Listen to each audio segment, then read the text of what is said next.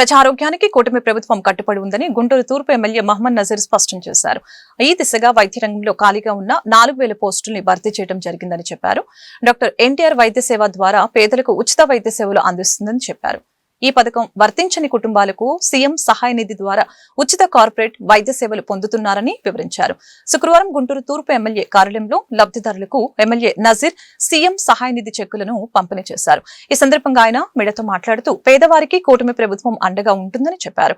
రాష్ట్ర వ్యాప్తంగా సీఎం సహాయ నిధి ద్వారా 480 కోట్లు లబ్దిదారులకు అందించడం జరిగిందని అన్నారు.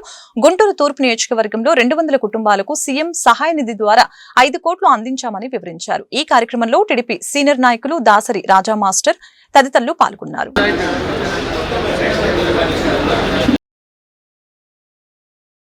అందరికీ నమస్కారం.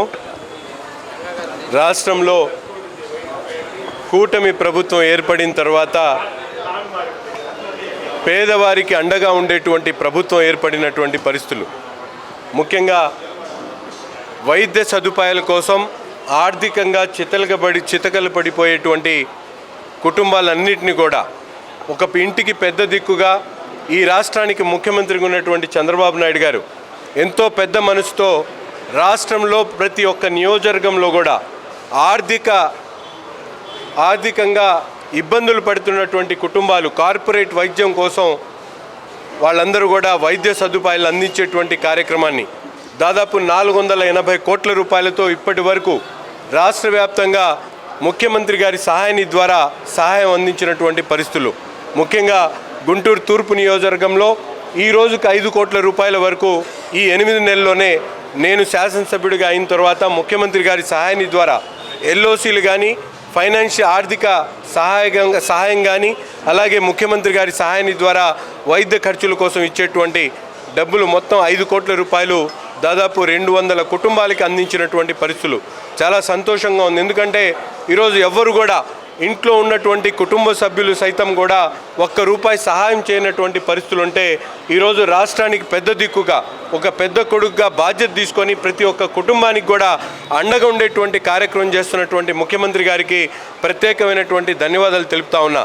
ఒక పక్కన ముఖ్యమంత్రి గారి సహాయాన్ని ద్వారా విరివిరిగా వాళ్ళందరికీ కూడా ఆర్థికంగా ఆదుకునేటువంటి కార్యక్రమంతో పాటు పెద్ద ఎత్తున రాష్ట్రంలో ఎప్పుడూ లేనటువంటి విధంగా ఈ సంవత్సర కాలంలోనే దాదాపు వైద్య మంత్రిత్వ శాఖకు సంబంధించి 4000 పోస్టులు భర్తీ చేసేటువంటి కార్యక్రమం, నిన్న కొత్తగా 150 మెడికల్ హెల్త్ ఆఫీసర్లతో పాటు సూపర్ స్పెషాలిటీ డాక్టర్లు 30 మందిని రిక్రూట్ చేసుకునేటువంటి కార్యక్రమాన్ని తీసుకోవడం, ఈరోజు దాదాపు 1100 కోట్ల రూపాయలతో రాష్ట్రంలో 139 కొత్తగా పిహెచ్సిలు కట్టేటువంటి కార్యక్రమాన్ని ఈరోజు మన ప్రభుత్వం చేస్తున్నటువంటి పరిస్థితులు ఉన్నాయి.